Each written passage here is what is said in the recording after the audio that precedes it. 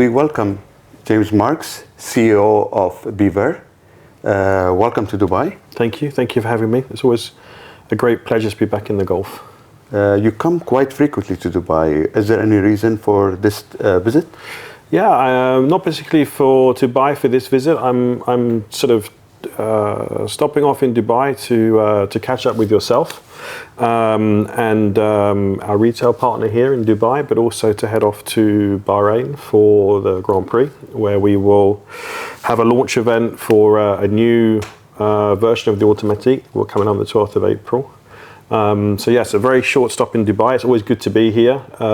It's never long enough, but it means that you leave wanting more. Can you tell us a bit more about the brand and at the same time the philosophy of the brand? Yes, of course. So I think you can look at the brand in a number of different ways. I think there is what I call the classic way of looking at a brand, where we talk about the use of stone, which has definitely been something that has been very important to the brand. Mr. Biver has been a prolific collector of stone dials. I remember at my time at Philips, we often discussed sodalite, rubellite. He's always had a great eye for the unusual. He's had a great eye for the future. And we then look at other options. We look at some of the classic phrases that have been attributed to Mr. Biver, mastering the invisible. I still think that's very much a core part of the brand. We sort of in some ways, decorate. We look at how we can sort of perfect the movement in terms of decoration. And then there's, a simple approach, which is to say that I think as a brand, we are trying to sort of find a great balance in something that we look at. It's called neoclassicism. And what do I mean by that? We take a very classical watch, a classical design, and we look at a modern interpretation of it. And I think when you look at those three elements, if you take away a little bit of what I call marketing jargon, what do we really talk about? I'm incredibly fortunate as a CEO to have two very, very talented people in the organization. One is our chairman, Mr. Biver, who has had an incredible career. I think it's true to say that he's probably one of the founding pillars of the watch industry that we know today, especially when you look at the bigger brands. And he has really been a visionary. Having said that, when you work at bigger brands, you sort of sometimes get constrained a little bit by the corporate effect, and you become less of a risk taker. You know, if you look at the Jean-Claude, maybe at Blancpain, where you think of the events that happened at Basel when he launched Blancpain with a broken window and no watch in the window. The great idea of, we have never produced a quartz watch, and nor will we. All of these great concepts are much trickier to do now in a big corporate environment. And on the other hand of the spectrum, we have Pierre, creatively incredibly talented, comes from the same DNA pool as Jean-Claude, but he hasn't had the corporate experience, so he hasn't had the negativity perhaps of being in big boardrooms and having the sort of whole idea of having marketing teams and product teams telling him, no, you must go in this direction. We give Pierre huge freedom to explore. So you've got these two very interesting dynamics that work very well, and I think it's allowed us to produce a product that's very unique on the market. We focus very much on quality. We focus very much on finishing. But overall, the philosophy really is to make the best possible watch in our vision, in our ideas. And that often means striving for perfection. It's not easy. But in terms of the finishing of the watch, in terms of the little twists, and I think one of the great things that I've learned since I joined the brand last August was that a Biver watch is multi-sensory. It's one of the things that I really love about the brand.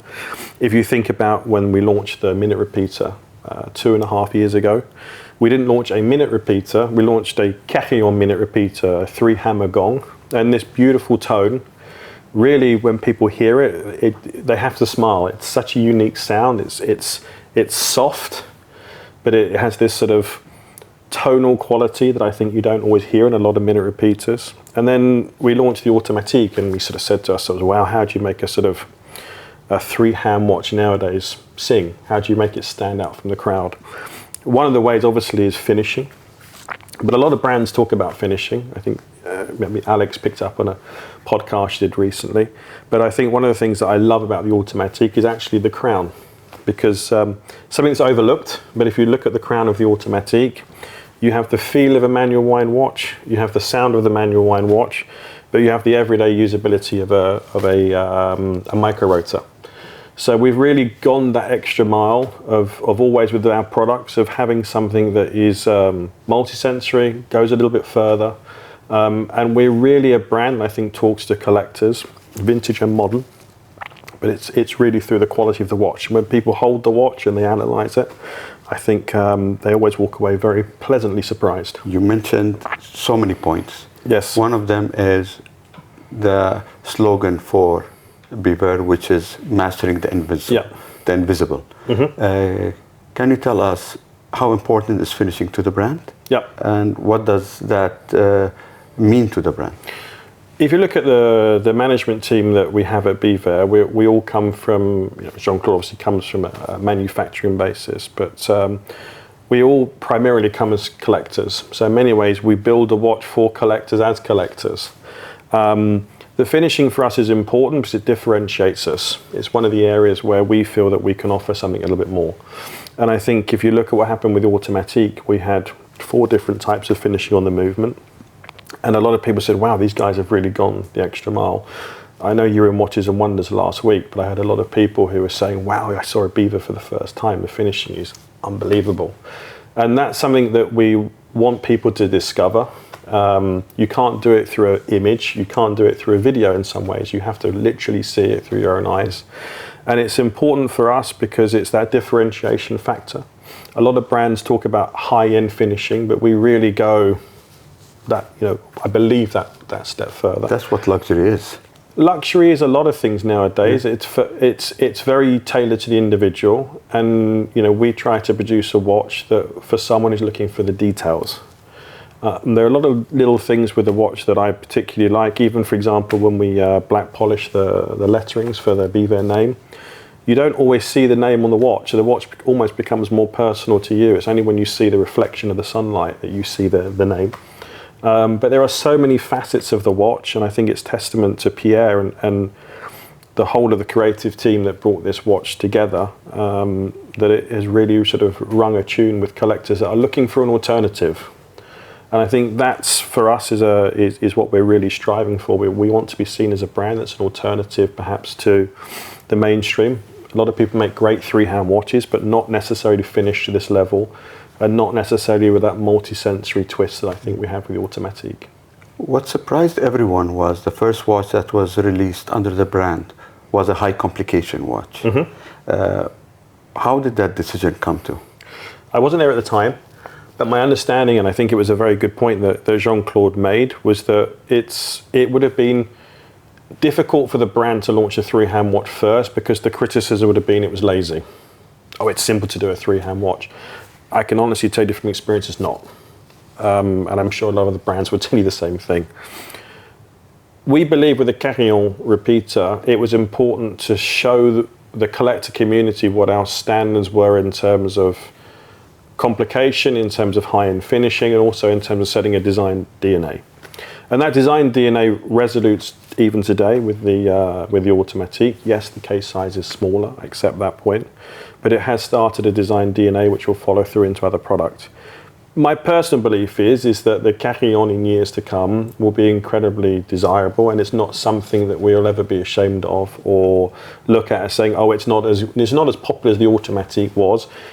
The repeater is an unbelievably good watch. It's a testament to the team. We've produced over 40 of them now. Not one has come back for service. So from a quality point of view, if you look at the quality of the dials, we've incorporated sodalite. We've launched a beautiful version of it recently with mother of pearl and rubies, which is just mesmerizing.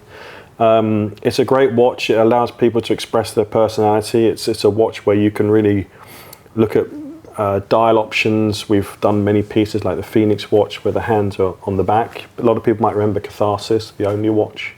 So it gives collectors the ability to really let their mind wander in a different way to the automatique. But it was very much a way that the brand could show people what they could do. It was a showcase watch. And that will now lead us into other references. The automatique is the first. But with that showcase, it shows you what we can do and what we're going to do in the future. When the minute repeater tourbillon was shown to the public, everybody loved the watch, but there was another star, which was the bracelet. Yes. Everybody was raving about it. Yeah. Was the brand surprised of the attention that the bracelet was getting? In some ways, no. When you talk about the bracelet for the repeater, you have to remember it's a bracelet for a 500,000 franc watch. I think the surprise for us actually came with the bracelet of the automatique. And there's a lot of DNA between the two, the 5-link bracelet. What I think is so beautiful with the automatique bracelet is it's very much in a traditional vintage style. It's very gay Freya. It doesn't have the integrated lugs. It's a very classical bracelet. It's very beautiful. The finishing that goes into the bracelet itself is unbelievable. I was very fortunate to go with Pierre recently to the supplier, and the quality is outstanding. And I also think what a lot of people are impressed with, particularly with the platinum. Platinum is extremely hard to work with, as you know. The polishing, each link is individually polished. We use ceramic tubing to make sure that we keep the rigidity in the bracelet, but also the weight. That bracelet weighs 180 grams. So when you combine it with the head, the whole watch is 240 grams, and all of a sudden you have this beautiful stealth watch that doesn't scream. It's just very classical in its appearance, with a real quality feel to it. And I think nowadays that's what a lot of collectors are looking at. They're not necessarily looking for the big shout. They're looking for the quality. It's that whole sort of perception of, I know, I get the pleasure from, I know the weights, I know the value, and I know what went into it. And it's a very interesting watch for me, with the bracelet in particular, because it changes the feel of the watch.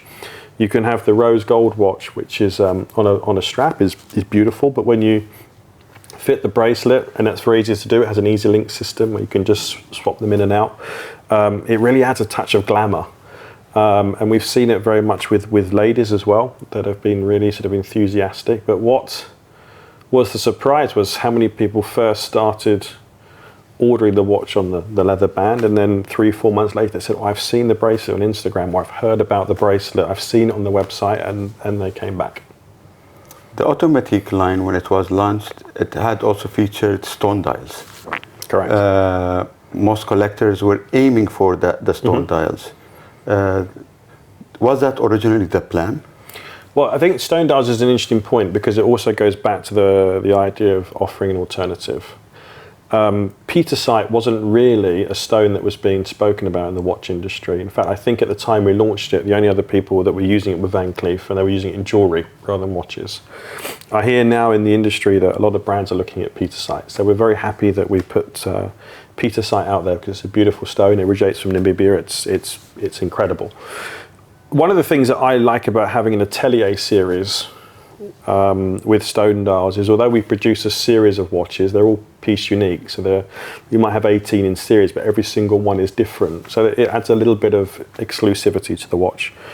The brand has a very strong connection to stone dials. You saw that with the repeater, and it's always been a part of Mr. Biver's collecting philosophy. He's a great believer in stone dials. He loves the fact that it really connects you to something that has lived a long time before you, but will live for a long time after as well, and it connects you back to that theory of eternity. But for sure, we wanted to bring out stone dials, but stone dials are also very different. The sandblasted obsidian is much softer than the Petersite, but I think, yes, stone dials will continue in the range. Obviously, in a week's time, we will launch the Yellow Gold Atelier series, which features a carbon dial. That's a watch that's very personal to me. But for sure, there'll be more stone dial versions of the automatique. And I think we want to offer stone in a way that's quite different. We know that all of the stone dials we do won't appeal to everyone. I like the fact that they can be a little bit controversial. And but when you find that watch, it just hits the spot. And we saw that with the Petersite. We were absolutely inundated with requests when that watch was launched, and for the Obsidian as well, but the Petersite was quite special. And I think the second generation of watches that follow, shortly, not too shortly, will also be very, very interesting. Second generation watches, you have the minute repeater tourbillon, which is on the upper price range. Yes. And then you have now the automatic in between them. Yeah. It's a big gap. Can we say it's that a big gap that's waiting to be filled? Yes. I think it's the best way of putting it. Yes, we're looking at different options. But again, as I said, as a brand, we want to offer collectors that twist. So we're not going to just bring out a complication, perpetual calendar, chronograph, and just have that complication in a sort of standard form. We would like to offer that little bit of a Biver twist. And I can say what we're working on is super exciting, not from an aesthetical point of view, but also from a complication point of view. And I think it's going to help the brand evolve. The next watch that comes out, I think, will be again in the same vein as the automatic. It'll be something where people say, "Wow, that's very interesting." Thank you so much. Pleasure. Thank you.